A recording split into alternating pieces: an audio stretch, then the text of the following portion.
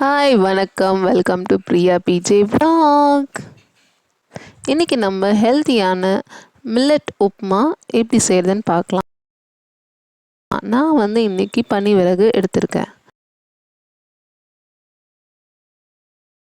உங்களுக்கு சாமை, குதிரைவாலின்னு இப்படின்னு நிறைய மில்லட்ஸ் இருக்குது. நான் இன்னைக்கு பனிவிறகு யூஸ் பண்ணி பண்ணுறேன். மெத்தட் எல்லாத்துக்குமே சேம் தான். இதை ஒரு 1 hour நம்ம அலசிட்டு நல்லா தண்ணி ஊற்றி அலசிட்டு ஊற வச்சிடலாம். இப்போ 1 டம்ளர் நம்ம எடுத்துருக்குறோன்னா சமைக்கிறதுக்கு 4 மடங்கு தண்ணி வைக்கணும். இது நம்ம இப்போ ஊற வைக்க போகிறோம். ரேண்டமாக ஊற வச்சுக்கலாம். அது ஒரு 1 மணி நேரம் ஊறணும்.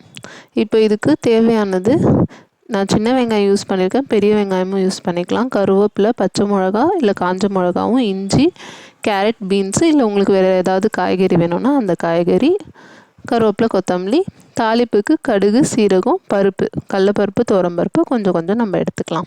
இது பிரேக்ஃபாஸ்ட்டுக்கு ஒரு அருமையான ஒரு ஃபுட்டு. அதுவும் இல்லாமல் நீங்கள் டின்னருக்கு வேணுனாலும் எடுத்துக்கலாம். நான் இதுக்கு பயத்தம்பருப்பு சாம்பார் வைக்க போகிறேன் இன்றைக்கி. முதல்ல நம்ம உப்புமா எப்படி செய்கிறதுன்னு பார்த்துக்கலாம். அதுக்கு முதல்ல ஒரு கடாய் வச்சுக்கலாம். ஒரு 2 டேபிள் ஸ்பூன் எண்ணெய், கடுகு, சீரகம், பருப்புலாம் போட்டு அதுக்கப்புறம் நம்ம வெங்காயம் சேர்த்துட்டு நல்லா வதக்கிக்கலாம். வெங்காயம், பச்சை மிளகா, கருவேப்பிலை இது எல்லாமே சேர்த்துக்கலாம். சேர்த்துட்டு ஓரளவுக்கு வெந்தால் போதும். சின்ன வெங்காயம் ரொம்ப வேகணும்னு அவசியம் இல்லை. ஏன்னா நம்ம இப்போ மில்லட்ஸ் கூட வேக போகுது. ஸோ லைட்டாக வதக்கிக்கலாம். லைட்டாக வதங்கி வந்ததும் நம்ம 1 டம்ளர் நீங்கள் இப்போது இது மில்லட்ஸ் யூஸ் பண்ணுறீங்கன்னா அதுக்கு 4 மடங்கு தண்ணி வைக்கணும். அப்போ தான் அது நல்லா வெந்து வரும். இன்றைக்கி நான் வெஜிடேபிள்ஸும் சேர்க்க போகிறேன். ஸோ வெஜிடேபிள்ஸ் சேர்த்து நல்லா ஓரளவுக்கு வேக வச்சிடலாம். நல்லா வதங்கி வந்தோன்னா ஒரு மேக்ஸிமம் ஒரு 5 மினிட்ஸ் அவ்வளோ நம்ம நல்லா வதக்கி எடுத்துகிட்டு அதுக்கப்புறமா தண்ணி ஆட் பண்ணிக்கலாம். இல்லை உங்களுக்கு வெஜிடேபிள்ஸ் வேணுன்னா இந்த மாதிரி நம்ம ப்ளைனாகவும் செஞ்சுக்கலாம். பிரேக்ஃபாஸ்ட் அந்த டைமில் செய்கிறீங்கன்னா இந்த மாதிரி நீங்கள் செஞ்சிங்கன்னா கொஞ்சம் எனர்ஜெட்டிக்காகவே இருக்கலாம். ஸோ நான் இப்போ கேரட் ஒரு 2 கேரட் எடுத்திருக்கேன். பீன்ஸ் ஒரு 100 கிராம்ஸ் இருக்கும். நசுக்குன்னு ஒரு துண்டு இஞ்சி எடுத்துகிட்டு இதில் போட்டு கொஞ்சமாக உப்பு, லைட்டாக ஒரு சிட்டிகை மஞ்சள்தூள் சேர்த்துக்கோங்க. அப்போ தான் நமக்கு காய் கொஞ்சம் சீக்கிரமாக வெந்து வரும். நல்லா வதக்கிக்கலாம். ஓரளவுக்கு ஒரு 5 நிமிஷம் அவ்வளோ வதக்கிக்கலாம். ஒரு 2 நிமிஷம் நல்லா இந்த மாதிரி துழவி விட்டுக்கிட்டு அதுக்கப்புறம் நம்ம இது ஒரு பிளேட் எடுத்து க்ளோஸ் பண்ணி ஒரு 5 மினிட்ஸ் அளவுக்கு நம்ம விட்டுறலாம். க்ளோஸ் பண்ணோன்னா கொஞ்சம் சீக்கிரமாக வெந்து வரும். கொஞ்சம் பாதி வெந்தால் போதும். ஸோ ஒன்ஸ் அது ஒரு 5 நிமிஷம் ஆனதும் நம்ம ஓப்பன் பண்ணி பார்க்கலாம். இப்போ லைட்டாக மிக்ஸ் பண்ணிக்கலாம். மிக்ஸ் பண்ணிவிட்டு நம்ம அதுக்கப்புறம் தண்ணி சேர்த்துக்கலாம். 4 மடங்கு சேர்த்துக்கணும். நீ கொஞ்சம் அதிகமாகவே எடுத்துட்டேன். ஸோ இதில் கொஞ்சம் தண்ணி பத்தாதனால நான் வேறு வெசலில் சேர்த்துக்கிட்டேன். 1 டேபிள் ஸ்பூன் அளவுக்கு உப்பு சேர்த்துக்கலாம். இந்த மாதிரி நல்லா சலசலன்னு கொதித்து வரணும். கொதித்து வந்துட்டோடனே நம்ம நல்லா ஊற வச்சு வாஷ் பண்ணி வச்சுருக்க மில்லட்ஸை இதில் சேர்த்துக்கணும். இதை சேர்த்துட்டு நம்ம ஃபாஸ்ட்டாகவே வச்சுக்கலாம். அடுப்பு ஃபாஸ்ட்டாகவே வச்சுட்டு அது லைட்டாக கொதிக்கட்டும். கொதித்து வந்த உடனே நம்ம மீடியம் ஃப்ளேமில் வச்சுக்கலாம். ஸ்லோவாக தான் இது வேகணும். அப்போ தான் டேஸ்ட்டும் நல்லாயிருக்கும், நல்லா சாஃப்டாக வரும். அடுத்து நம்ம பயத்தம்பருப்பு சாம்பாருக்கு பார்த்துக்கலாம். சின்ன வெங்காயம் ஒரு 10லேருந்து 15, பூண்டு ஒரு 10, பச்சை மிளகா, காஞ்ச மிளகா, கருவேப்பிலை, கொத்தமல்லி, தக்காளி ஒரு தக்காளி, தாளிப்புக்கு வழக்கம் போல் கடுகு, சீரகம், பருப்பு கொஞ்சம். பயத்தம்பருப்பு கொஞ்சம் ஊற வச்சு அலசி வச்சுருக்கேன். இப்போ முதல்ல நான்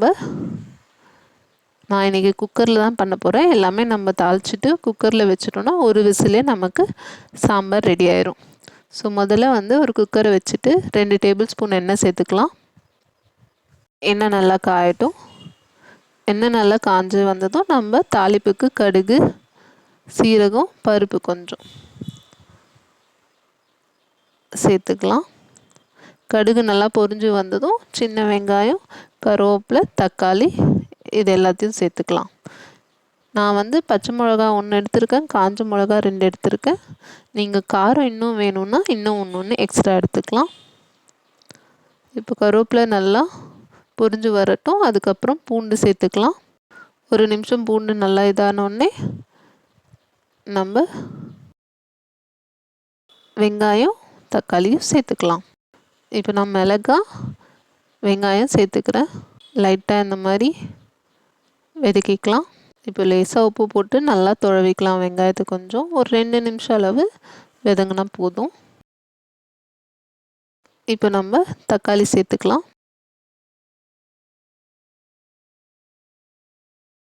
நல்லா கொஞ்சம் வதக்கிக்கலாம்.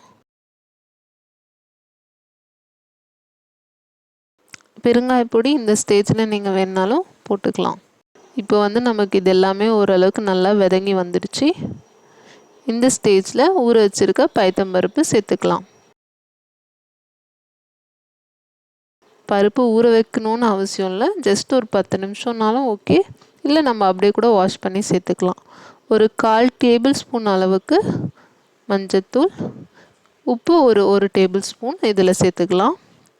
நம்ம முதல்லே தாளிச்சிடுறோம், அதனால் வந்து நம்ம அப்படியே யூஸ் பண்ணிக்கலாம். இல்லை உங்களுக்கு இன்னும் கொஞ்சம் வேணும்னா கடைசியாக ஒரு தடவை கூட தாளிச்சிக்கலாம்.